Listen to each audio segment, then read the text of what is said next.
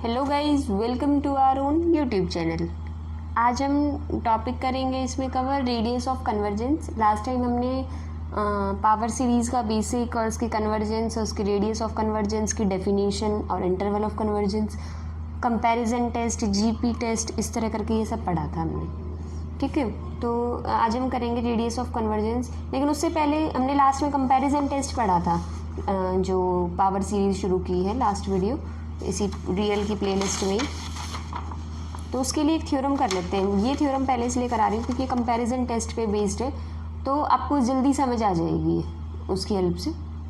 क्योंकि लास्ट हमने यही पढ़ा था कि अगर कोई पावर सीरीज़ है वो कन्वर्ज करती है for x equals to x nought पे, तो वो कह रही है कि x इक्वल्स टू x1 पे वो एब्सोल्यूटली कन्वर्ज करेगी अगर x1 का मोड जो है वो x0 के मोड से लेस है।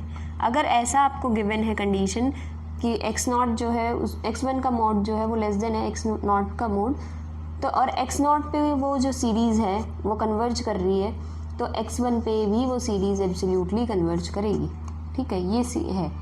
तो तुम थोड़ा सा अंदाज़ा लगा सकते हो, कंपैरिजन टेस्ट में यही तो करते थे हम कि अगर इस पे कन्वर्ज कर रही है बड़े वाली पे सीरीज़, तो वो छोटे वाली पे भी करेगी, और अगर छोटे पे ही डाइवर्ज कर रही है तो बड़े पे भी वो डाइवर्ज करती थी। ये पावर सीरीज़, ये था कंपैरिजन टेस्ट। क्लियर नहीं हो रहा है तो आप लास्ट वाली वीडियो जाके और देख सकते हो। लास्ट पार्ट जो 11th है, आज 12th पार्ट चल रहा है रियल का। तो प्रूफ शुरू करते हैं। हमें सीरीज़ दे रखी है, ये सीरीज़ कन्वर्ज कर रही है इस पे, इसका मतलब x0 पे an x0 की पावर n जो है वो क्या है, कन्वर्जेंट है। इसका मतलब जब भी n जो है वो इन्फिनिटी को टेंड करेगा, ये जो वैल्यू है वो 0 को टेंड करेगी।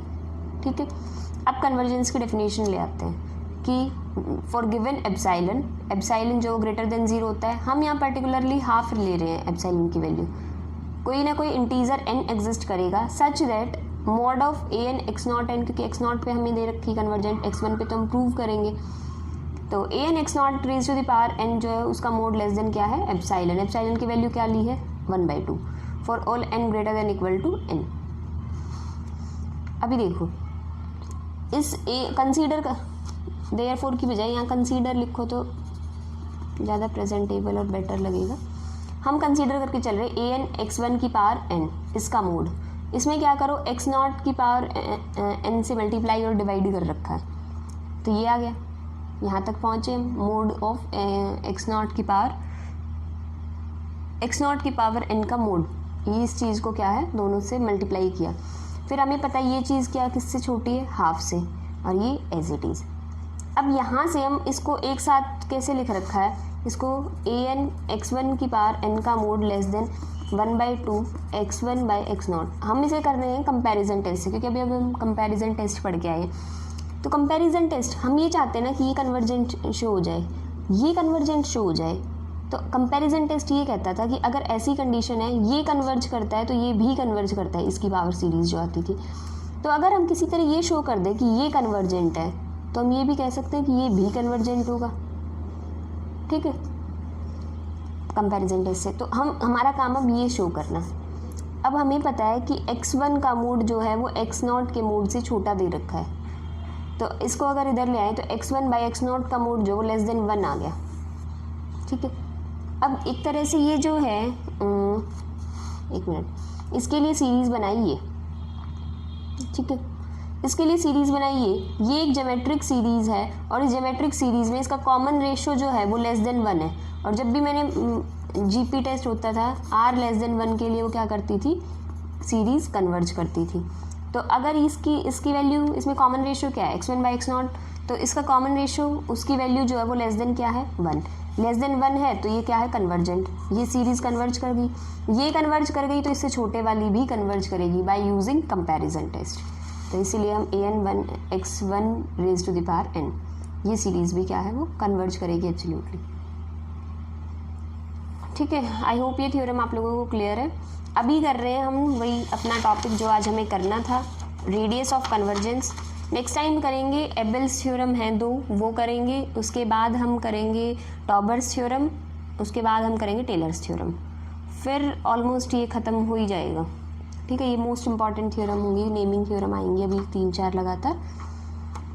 देखो रेडियस ऑफ कन्वर्जेंस होता क्या है, रेडियस ऑफ कन्वर्जेंस वो बताने की ज़रूरत नहीं है, पार्ट नंबर 11 जो लास्ट में था वो उसमें मैंने आपको बता दिया था कि रेडियस ऑफ कन्वर्जेंस जनरली हम कहते किसे हैं कि कितने एरिया में वो कन्वर्ज कर रहा है, कितने इस पे रेडियस पे वो कन्वर्ज कर रही है वो सीरीज़, ठीक है।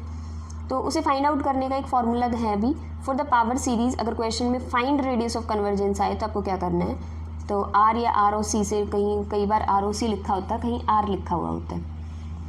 उसके लिए निकालने का क्या तरीका है, limit n tends to infinity mod of a n by a n plus 1, और ये बात है कि ये लिमिट जो है वो एग्जिस्ट कर रही है। अगर ये है, इसकी वैल्यू जो भी आएगी limit n tends to infinity mod of a n by a n plus 1, तो वो कहलाती है रेडियस ऑफ कन्वर्जेंस। एग्जाम्पल में आपको समझ आ जाएगा। आपको एक सीरीज़ दे रखी है, पावर सीरीज़ एक्स में एक पावर सीरीज़ है, कॉफिशिएंट देख लो आप 1/1 फैक्टोरियल, 1/2 फैक्टोरियल, 1/3 फैक्टोरियल, 1/4 फैक्टोरियल, तो ये कॉफिशिएंट्स हैं। तो ऐसे ही अगर ए एनथ टर्म निकालेंगे हम तो क्या मिलेगी, ए एन एनथ टर्म मिलेगी, जो ए एन एक्स एन करते थे ना पावर सीरीज़ में, इस तरह की होती थी, तो वो क्या होगी एक्स की पावर n/n फैक्टोरियल। तो इसमें ए एन की वैल्यू क्या होगी 1/n फैक्टोरियल। तो ए एन की वैल्यू हमें मिल गई 1/n फैक्टोरियल, ए एन की वैल्यू मिल गई, और ए एन प्लस 1 की वैल्यू क्या होगी 1/n प्लस 1 फैक्टोरियल। तो सिर्फ वैल्यूज़ पुट करेंगे अभी हम। r is equals to a limit n tends to infinity a n by a n plus 1, limit n tends to infinity a n की value रखो 1/n फैक्टोरियल, ए n plus 1 की value रखो 1/n plus 1 factorial. सिर्फ reciprocal कर रखा है या फिर मतलब एडजस्ट कर रखा है, अरेंज करा इधर n+1 factorial by n factorial. ऊपर वाले का फैक्टोरियल खोला हुआ है, बहुत सिंपल है, कैलकुलेटिव है, n+1 into n factorial, n factorial से n फैक्टोरियल कैंसिल हो गया, ऊपर बच गया n+1। जब तुम इस पर लिमिट अप्लाई करोगे तो इसकी वैल्यू क्या आएगी इन्फिनिटी, ठीक है। तो अगर r की वैल्यू इन्फिनिटी आ जाए, जब मैंने रेडियस ऑफ कन्वर्जेंस आप लोगों को पढ़ाया था तो मैंने ये कही थी कि जब भी r की वैल्यू अगर 1 आ जाती है आप लोगों की, तो वो क्या करते हैं, r की वैल्यू इन्फिनिटी आ जाए तो रेडियस ऑफ कन्वर्जेंस में कि वो अगर इसका मतलब कहीं तक भी वो रेडियस हो, वो सर्कल जो है वो हमेशा उस सर्कल में कन्वर्ज करती रहेगी। तो रेडियस ऑफ कन्वर्जेंस क्या है इन्फिनिटी, इसका मतलब वो सब जगह कन्वर्ज करेगी इनफाइनाइट तक। तो सीरीज़ जो है वो कन्वर्जेंट है for all values of x, that is series जो है वो एवरीवेयर कन्वर्जेंट है। 3 सीरीज़ बताई थी कन्वर्जेंस के लिए, एवरीवेयर कन्वर्जेंट, नोवेयर कन्वर्जेंट और समवेयर कन्वर्जेंट। मैं 3 एग्जाम्पल कराऊंगी, तीनों अलग अलग टाइप के हैं, एक एवरीवेयर का कराऊंगी, एक नोवेयर का कराऊंगी और एक समवेयर का कराऊंगी, ठीक है। एवरीवेयर का आपको क्लियर हो गया। ये एग्जाम्पल अब है नोवेयर कन्वर्जेंट। अब आराम से अगर कोई डायरेक्टली आपसे क्वेश्चन ये भी पूछ ले कि कोई एक सीरीज़ बताइए, कोई एक पावर सीरीज़ जो एवरीवेयर कन्वर्जेंट हो, तो आप आराम से बता सकते हैं। मैंने आपको उस टाइम जब फर्स्ट में कराया तीनों टाइप की, तो मैंने कही थी एग्जाम्पल्स में आगे कराऊंगी आपको, वो एग्जाम्पल्स ये हो सकते हैं कि वो सीरीज़ ये है। जो कोई कहे कि एवरीवेयर कन्वर्जेंट का एग्जाम्पल दो एक ऐसी सीरीज़, तो आप इस एग्जाम्पल को दे सकते हो, ठीक है। और ये है नोवेयर का, कैसे देखते हैं। इसमें अगर तुम आगे को चलते रहो तो ए एन की वैल्यू क्या आएगी n फैक्टोरियल, क्योंकि यही आएगी 4 फैक्टोरियल x की पावर 4 x की पावर, तो ए एन एक्स एन में ए एन की वैल्यू क्या आएगी n फैक्टोरियल, क्योंकि n फैक्टोरियल एक्स एन, ये आएगी nth टर्म तो उस सीरीज़ की, तो n फैक्टोरियल। r की वैल्यू वही limit n tends to infinity n factorial by n+1 factorial, n factorial by यहाँ n+1 को एक्सपैंड कर रखा तो यहाँ तक पहुँच गए।